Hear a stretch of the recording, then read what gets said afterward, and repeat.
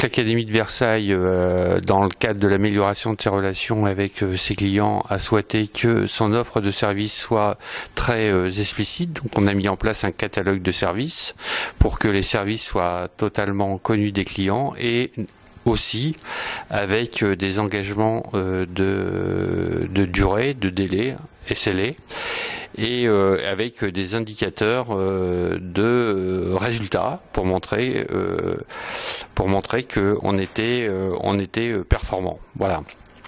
Et la particularité de l'éducation nationale, c'est qu'on a des établissements publics locaux d'enseignement qui ont des propres budgets. Donc on a proposé effectivement des conventions de services avec les établissements scolaires.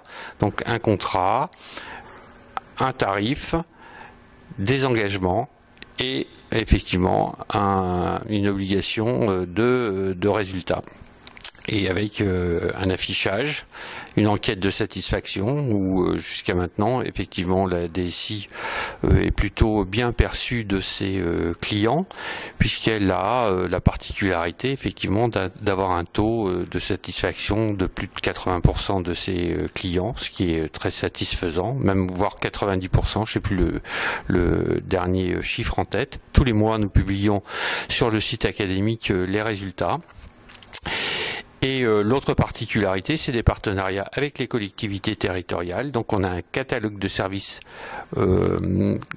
qui est à destination des collectivités territoriales, et au moins une collectivité nous a fait confiance puisque nous infogérons aujourd'hui le parc des collèges du Val d'Oise, et donc nous en sommes à la 4e année. Donc si le Conseil général du Val d'Oise nous fait confiance, c'est que nos clients sont satisfaits, et d'autres partenariats sont en cours, puisqu'on a un helpdesk qui est mutualisé avec l'Académie de Créteil et avec l'Académie de Rouen, et que nous assurons aussi l'assistance de l'ENT du Conseil général de l'Essonne. Oui, c'est original puisque dans le service public on a plus le vocable d'usager que de client.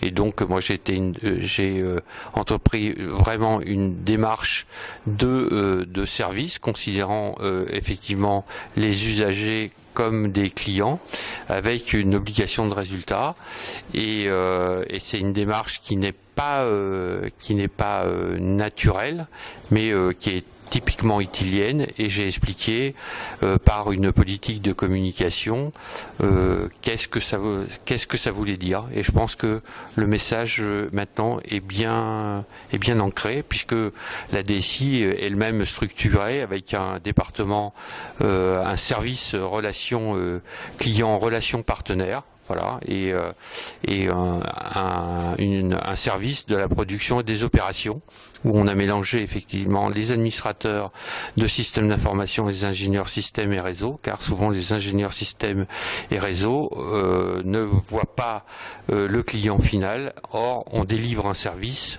on ne fait pas du réseau pour faire du réseau. Une image positive, une DSI communicante. Le propre des DSI, souvent, c'est s'occuper du run.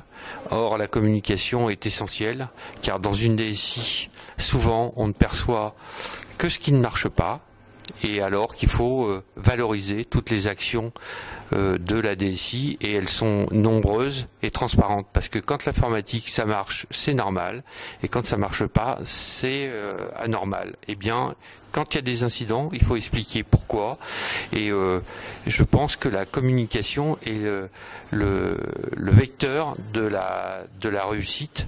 Voilà. Et de la même manière que en termes de communication vis-à-vis de la direction, j'ai toujours un rapport d'activité, un rapport d'exécution budgétaire, et j'ai aussi un bilan social. C'est très important de faire apparaître effectivement l'ensemble de l'activité et de ses résultats, tant du point de vue des progrès qui ont été réalisés sur le plan humain et sur le plan technique.